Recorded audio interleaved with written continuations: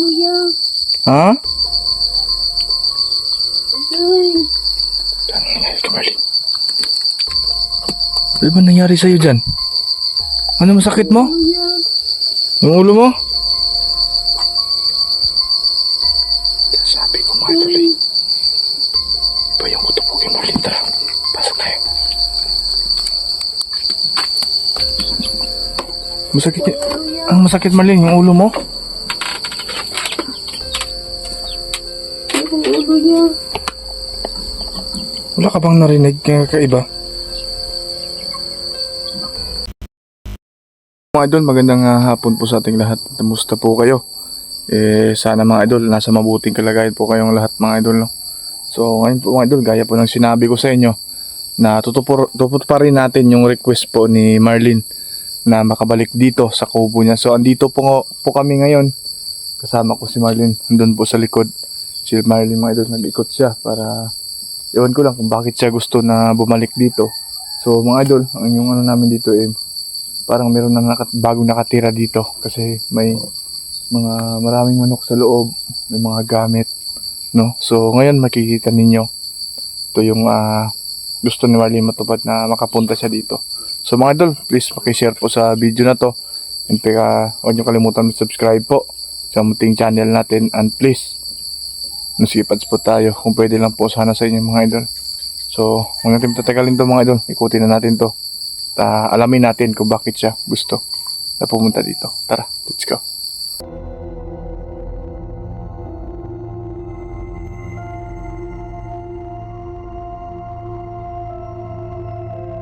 So ayun mga idol, at andito na po tayo. Bumalik tayo dito. Baka magtaka mga idol, magtaka po kayo dahil dito parang may nakatira na, pero hindi namin naabutan dahil ayun po mga idol, paggabi na po yung araw. So ngayon try natin na makita si Marlene kasi kagustuhan po niya na bumalik dito sa kung saan natin siya nahuli. Ikutin natin dito. Yan, nasira kasi yung flashlight natin mga idol. Punta natin si Marlene. Yan po mga idol. May mga na dito sa loob. Ayun po si Marlene. Bakit gusto ka bumalik dito Marlene? Himingaw ka dire? Kasi na kayo gusto kuhaon. Sa natin yung flashlight natin mga idol. Yan siya.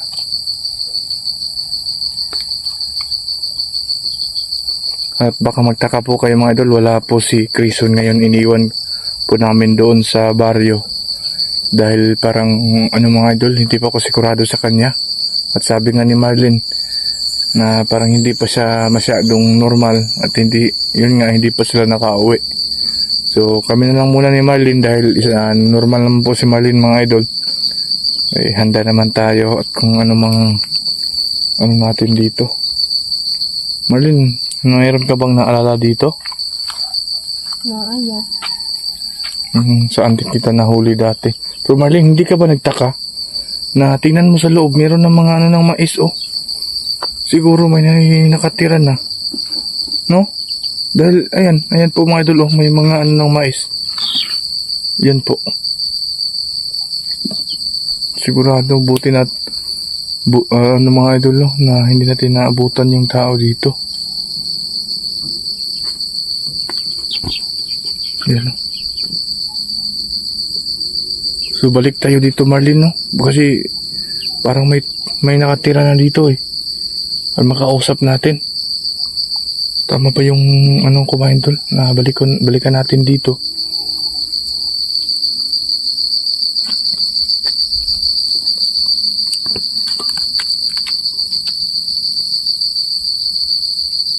Meron ka bang naalala dito Marlene? Yung nangyari sa'yo dati? Kita nahuli sa ilalim. Diyan ka itinali. Parang balisa ka Marlene Okay ka lang? Kaya mo, kuya. Parang umiiyak ka eh. Baka po mga idol meron siyang naalala dito, no? So, ayan po, kasi request po ito ni Marlene na makabalik siya dito. Yun, inaano ko mga idol para ang tawag dito. Para happy naman siya mga idol na makabalik dito. So, tinulungan niya tayo dati. Pero ngayon, kung ano po yung request niya, kailangan natin puntahan. Kasi uuwi na po sila mga idol.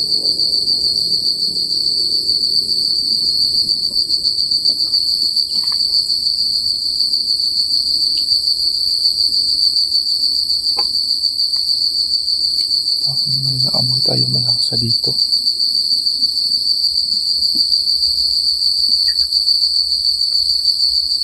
Marlene, wala ka bang naamoy? O na ano dito? Marlene. Pasok po si Marlene sa loob.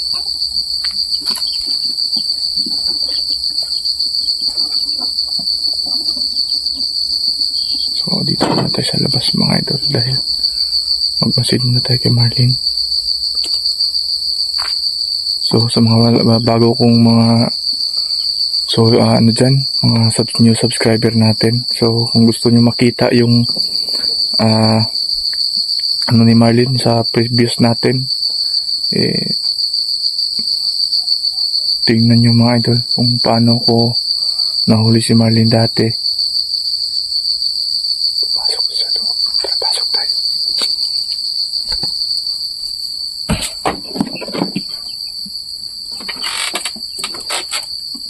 May bagong nakatira na Marlene, no?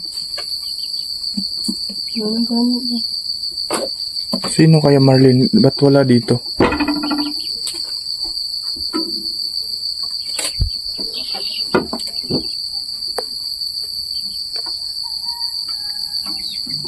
Yun yung si Marlene mga idol, para siyang kanina pa siya na mga idol dahil balisa siya eh. Dito lang ko sa labas Marlene ha. Baka dito yung bagong nakatira para maano natin. Mga idol, ang daming mais oh. Yun oh. Daming mais.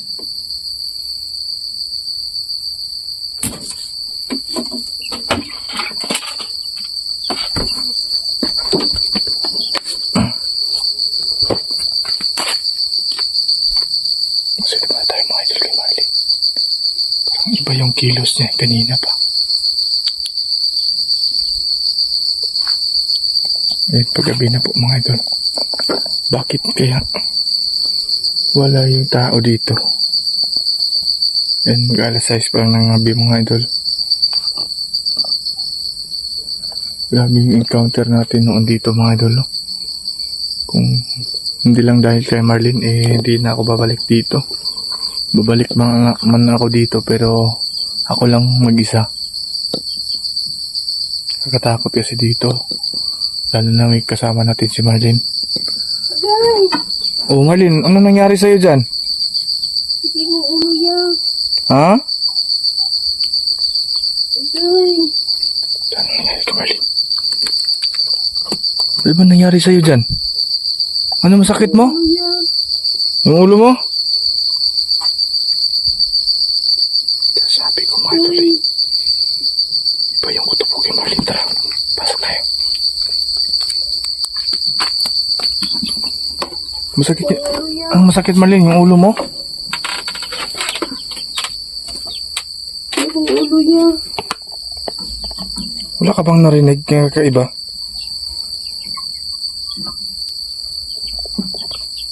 Wala ka bang... Hindi kong paminuya.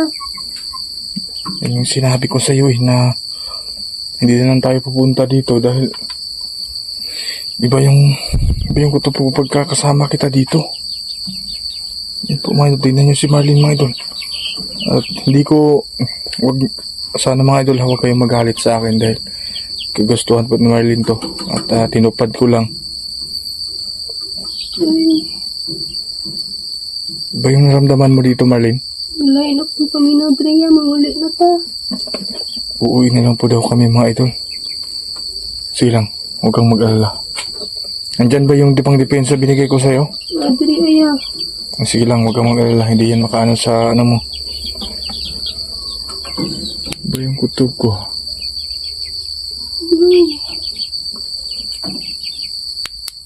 Nang-relax ka lang dyan. Tingnan lang tayo dito sa labas. Tara, labas na lang tayo dito. Tara. Doon na iba yung pakiramdam ni Marlene. So, dito muna. Ala, dito na tayo. Dito ka lang sa bus, Marlene. Importante nakapunta ka dito at hindi mo hindi makakapunta. Diyan ka, upo ka lang dyan, oh. Diyan, Marlene, oh. Diyan, upo ka dyan. Yan. Bigla sumakit yung ulo ni Marlene, mga ito. Ano kaya yan? Parang may ibang ano ah.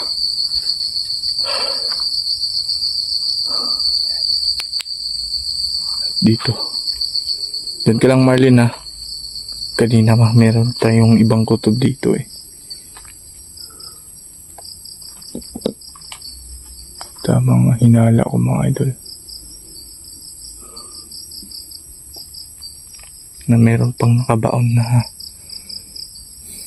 parang mga ano ng mga aswang, mga idol.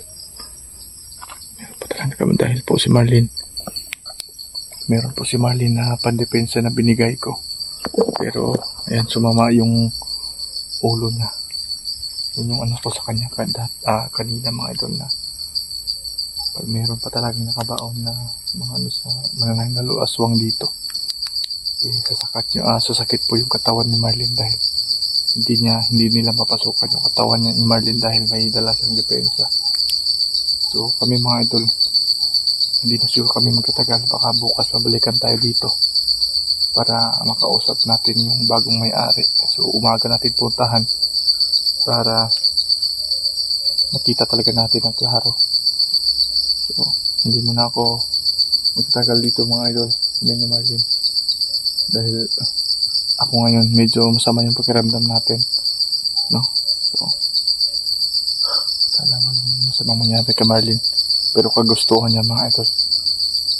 So hindi kami magtagal dito. Balikan natin si Marlene. Kaya lang, Marlene. Sige, pala ko ulo niya. Bakit yung ulo ni Marlene talaga, mga idol?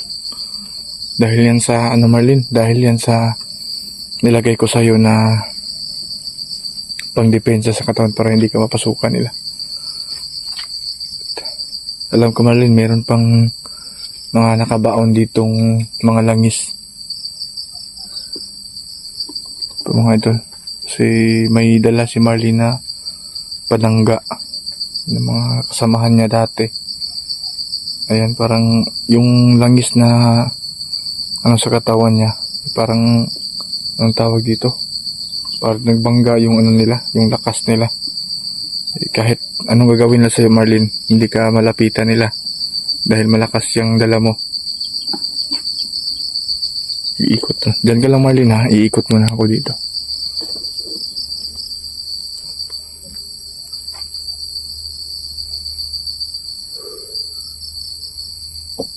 Baka may naiiwan na namang kaputol ng mananggal dito.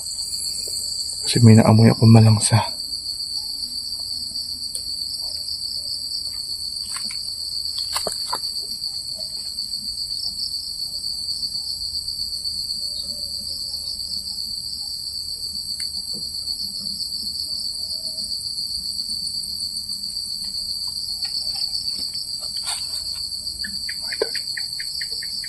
Tingnan din, mga lola, baka may nakikita kayo dyan.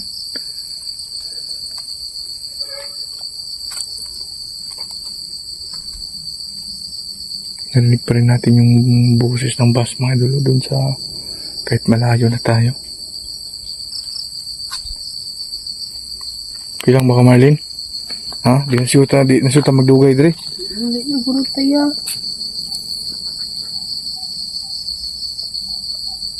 Kasi mukalit rakagkuhan dia, ha?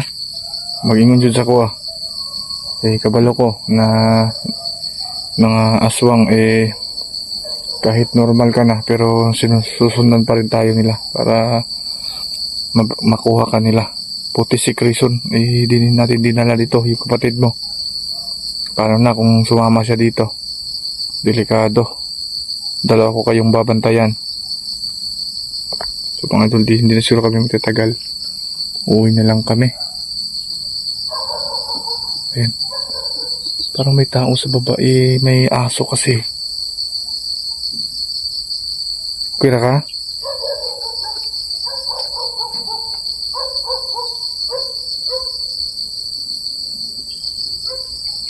Dali na dali.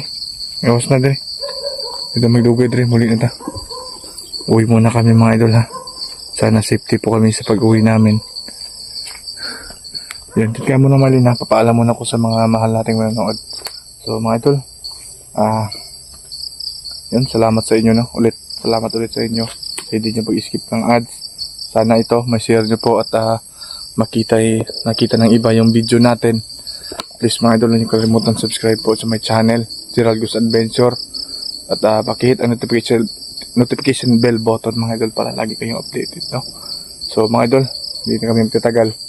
Uuwi na po kami. At saka bukas, kung okay na yung katawan natin, babalik ako mag-isa dito para makausap natin or maabutan natin yung bagong nakatira dito. So sana walang masamang mangyari sa amin sa pag-uwi. So ayun mga idol, ingat kayo palagi dyan. Salamat sa suporta. Yun lang pa.